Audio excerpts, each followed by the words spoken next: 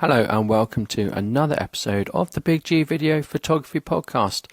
Now I've already recorded this episode, but it didn't work. I was talking away for about 10 minutes and it didn't work. It happens more times than I care to admit. Yeah, it's just one of those things. So the episode today is all about maybe not upgrading my cameras. I have quite a few action cameras. I've got the X3, which is a 360 camera. I've got DJI Action 1, 2, 3 and 4, although the first one it wasn't called Action 1. And I've got the Insta360 Ace Pro, and I've got the Insta360 Go 3 and Go 3S. And I have bought those cameras, and normally if I buy something I sell the old version, but I actually really like these cameras, so I tend not to sell them off, I tend to keep them. And there's always been a big enough difference to go and get the next one.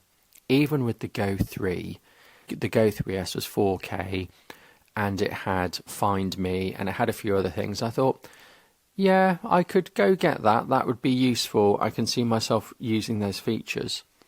But I'm looking at the DJI Action 5 Pro and the Insta360 Ace Pro 2 and I'm thinking, there's not enough there to warrant an upgrade.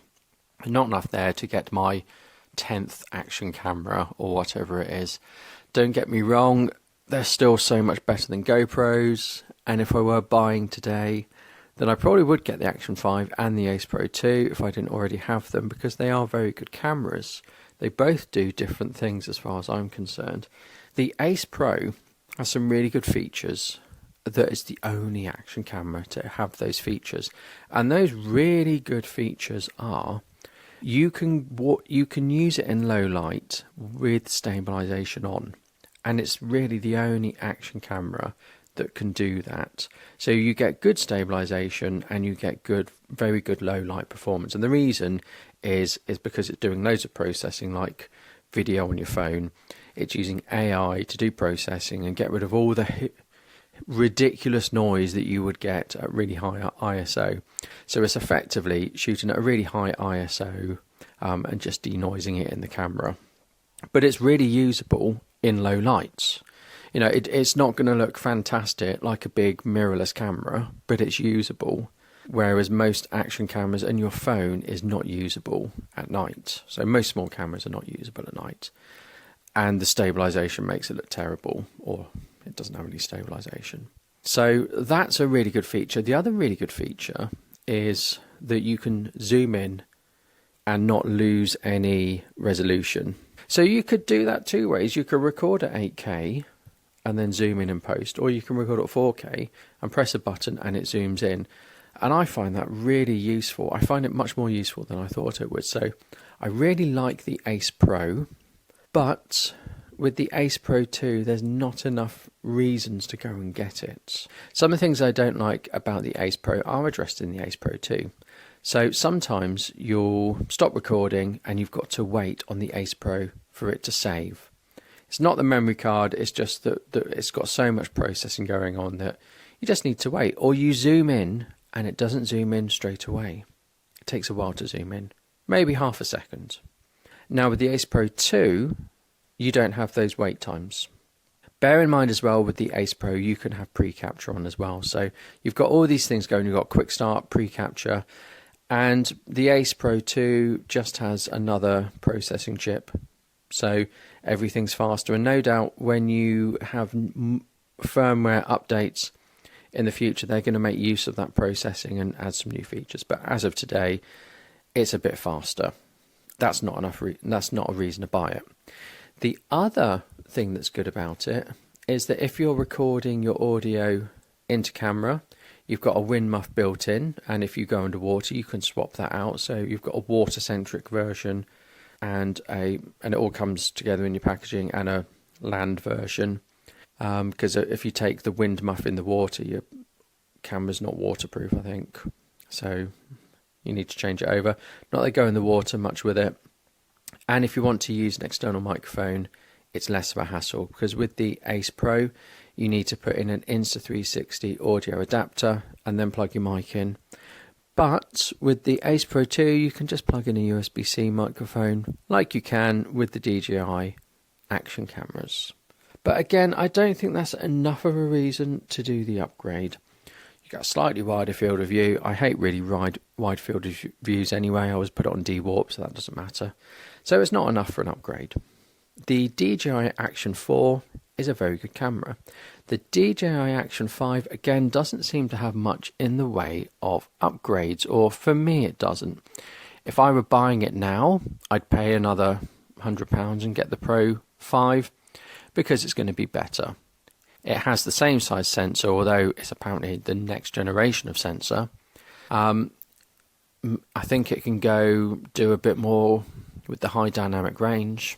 Photos are a bit more bumped up in megapixels.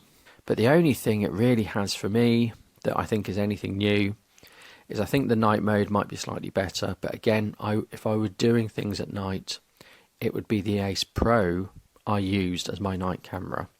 It has a built-in pressure gauge, which I'm probably never going to use. And it has built-in storage, which I think is a very good idea. It has 47 gigabytes of built-in storage. Excellent idea. I welcome that. More action cameras should have that, because you always find you've taken your memory card out or you've run out of memory in your memory card. So all those things are really good. But again, that's not a reason to upgrade. So I very much do like the Action 4 and the Ace Pro, and I do use them quite a lot. And actually, probably my main action camera that I use the most is, I hate to say it, the Insta360 ones. I use the Ace Pro quite a lot. If I'm going out and I think I might need a camera, I rarely like using my phone, because if I drop my phone, so much of my life is connected to my phone, it's going to be a hassle. If I lose my phone, it's going to be a hassle. So I don't always want to be filming with my phone in a canoe, up a cliff, skydiving. I don't want to be getting my phone out in case I drop it. And then I have to renew my digital life and all those sort of things. So I know people say, oh, just use your phone, it's really good, but I just don't want to drop my phone. It's more hassle than it's worth. So I quite often reach for the Ace Pro, put it in my pocket, because if I need something, that's good enough. I can use it in low light conditions. It's got great stabilization and it's got that zoom. I also like the Go 3 and the Go 3S, because you can mount them really good places and they're really unintrusive.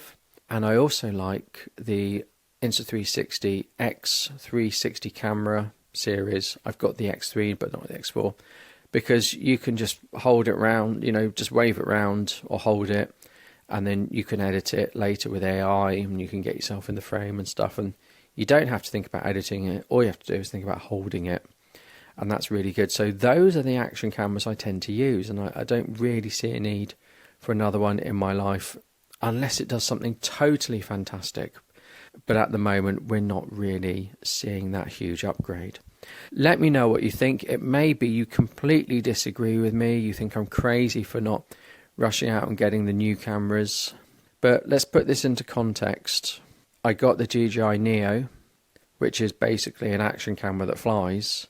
That is a night and day difference to my current action cameras. They can't fly, so that was worth getting. Although the weather in the UK has been so poor recently that I haven't been able to go out and fly it, but that's another matter. But do let me know what you think. Am I crazy for not getting them? Do you completely agree that this time we're not seeing a big enough upgrade? Maybe it feels like when the iPhone went from an iPhone 3 to an iPhone 3S, little minor updates that I don't think warrant a big change, but do let me know, because I love to know what you think and I'm always very interested. Thank you. Goodbye.